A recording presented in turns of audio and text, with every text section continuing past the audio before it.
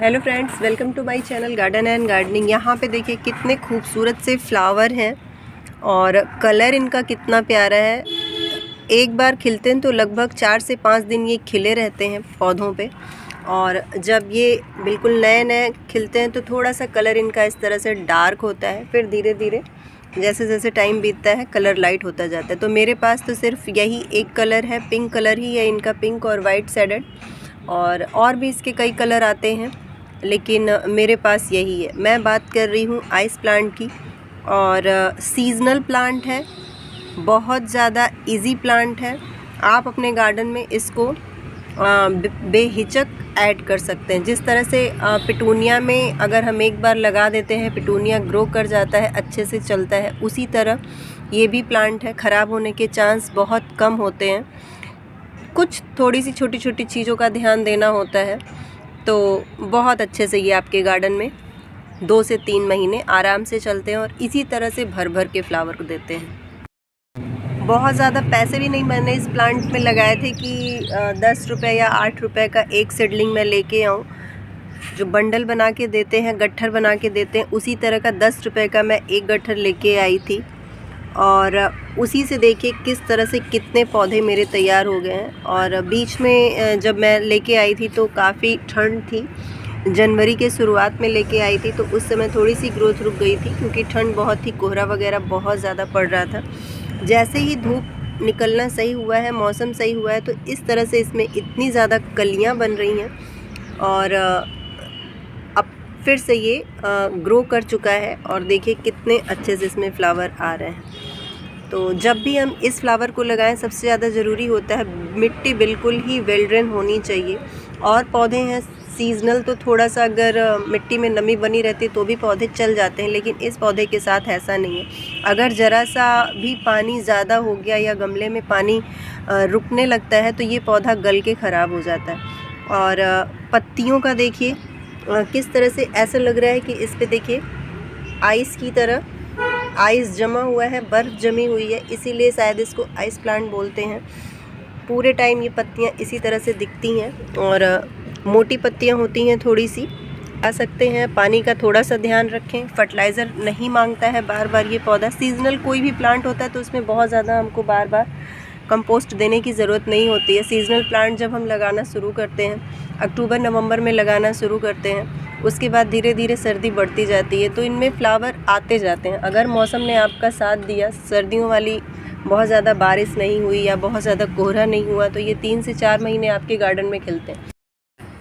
जब बहुत ज़्यादा ठंड पड़ने लगती है बीच में, दिसंबर लास्ट या जनवरी में, तब ये पौधे थोड़ा सा रुक से जाते हैं। ऐसा लगता है पौधे ख़राब हो जाएंगे, लेकिन ये पौधे ख़राब नहीं होते हैं। कोई भी सीजनल प्लांट ख़राब नहीं होते हैं। फिर जैसे जनवरी ख़त्म होता है, फरवरी में धूप स्टार्ट होती है, तो ये पौधे फिर से रीग्रो कर जाते हैं और इस तरह से देखिए भर के फ्लावर देते हैं।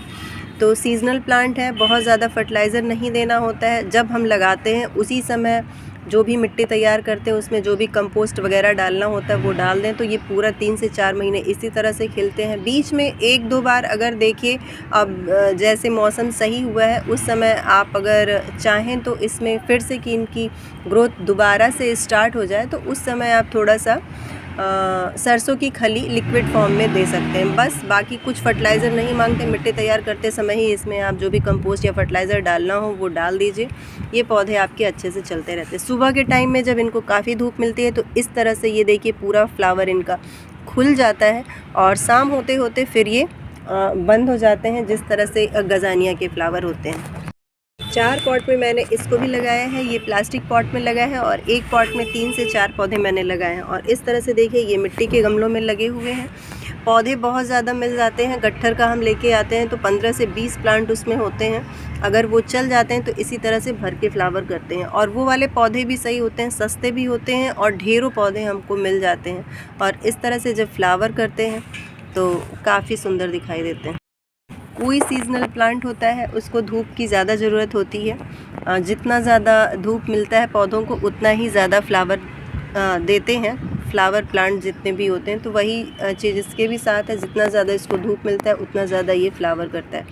सीड से ही ये पौधे उगाए जाते हैं, कटिंग से तो मैंने अभी तक तैयार नहीं किया और ना ही इनके सीड डाले हैं, लेकिन सीड भी इनके मिलते हैं। सीड से हम इनको ग्रो कर सकते हैं। ग्रो करने का टाइम